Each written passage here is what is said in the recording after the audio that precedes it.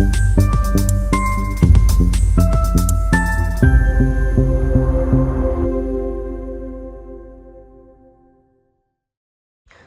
प्रक्रिया समाप्त होने के बाद स्ट्रांग रूम की सुरक्षा और समग्र स्थिति की समीक्षा के लिए सिलीगुड़ी में कांग्रेस उम्मीदवारों ने दौरा किया। शनिवार सुबह से सिलीगुड़ी कॉलेज स्थित स्ट्रांग रूम में पहुंचकर स्थिति का निरीक्षण करते हैं। इस दौरान सिलीगुड़ी विधानसभा क्षेत्र के उम्मीदवार आलोक धारा, माटीगारा, नक्सलवाड़ी क्षेत्र के उम्मीदवार अमिताभ सरकार और फांसी देवर ने भी उम्मीदवार नवनीता तिर्की मौजूद थी। निरीक्षण के समय उम्मीदवारों ने स्ट्रांग रूम की सुरक्षा व्यवस्था, सीसीटीवी निगरानी और केंद्रीय बलों की तैनाती का जायजा लिया।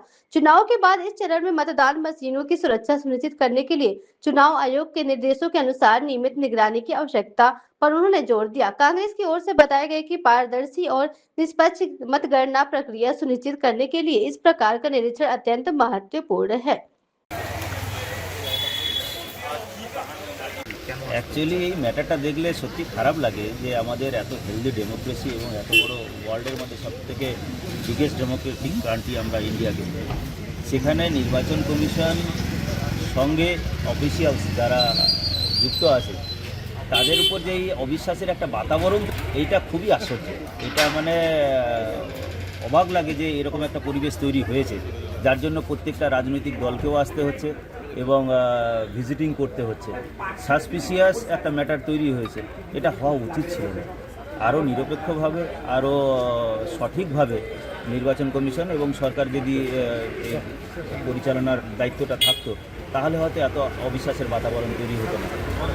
আমরা আসলাম ঠিকই, বিশ্বাস তো আমাদের আছে এবং রাখতেই হবে। ডেমোক্রেসিতে যদি নির্বাচন কমিশনের ওপর যদি বিশ্বাস না থাকে, তাহলে আমরা কার উপরে বিশ্বাস রাখবো? কিন্তু তারপরেও যখন এত অবিশ্বাসের বাতাবরণ তৈরি হচ্ছে, তখন তো একটা কোথাও না কোথাও একটা খামতি হচ্ছে, যার কারণে আমরা আসলাম, দেখলাম মানে সঠিকভাবেই আছে, ঠিকঠাকই আছে।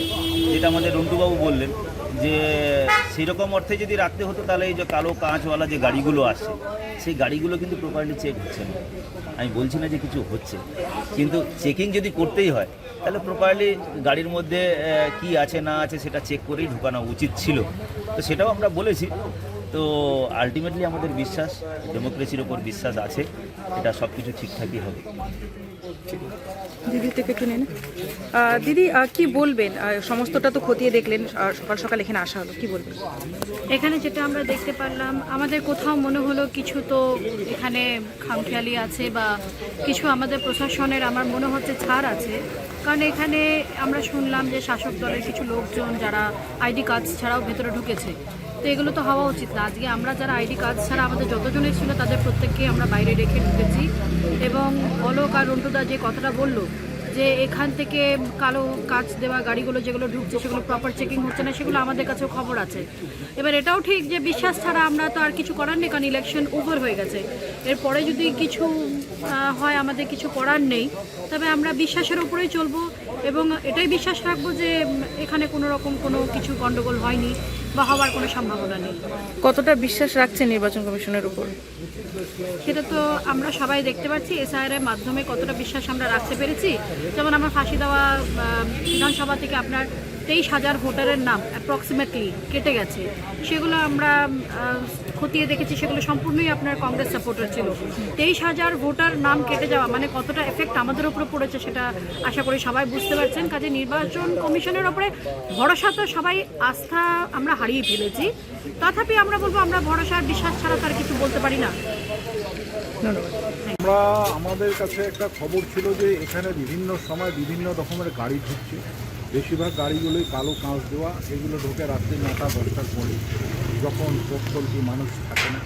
তো আমাদের একটা সন্দেহ ছিল যে এখানে হয়তো কোনো কারচুপি হচ্ছে বা কিছু, সেই জন্য আমরা এখানে 3জন ক্যান্ডিডেট নকশালবাড়ি, মাটিগাড়া, শিলিগুড়ি এবং ফাঁসি দেওয়ার আমরা এসেছিলাম, আমরা দেখলাম এবং ভেতরে আমাদেরকে যারা দায়িত্ব আছে তারাও আমাদেরকে বুঝালেন।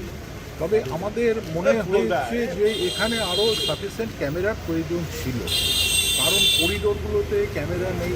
সাথে সরকারি কিছু অফিসার ভেতরে ঢুকলো, তাদেরকে কিন্তু ক্যামেরার কোনো লোকেশনে আমরা দেখতে পেলাম না। যাই হোক, আমরা সেটা বলেছি, তারা আমাদেরকে আশ্বস্ত করেছে যে এখানে পর্যাপ্ত নিরাপত্তা এবং সমস্ত কিছু আন্ডার সিসিটিভির মধ্যে আছে।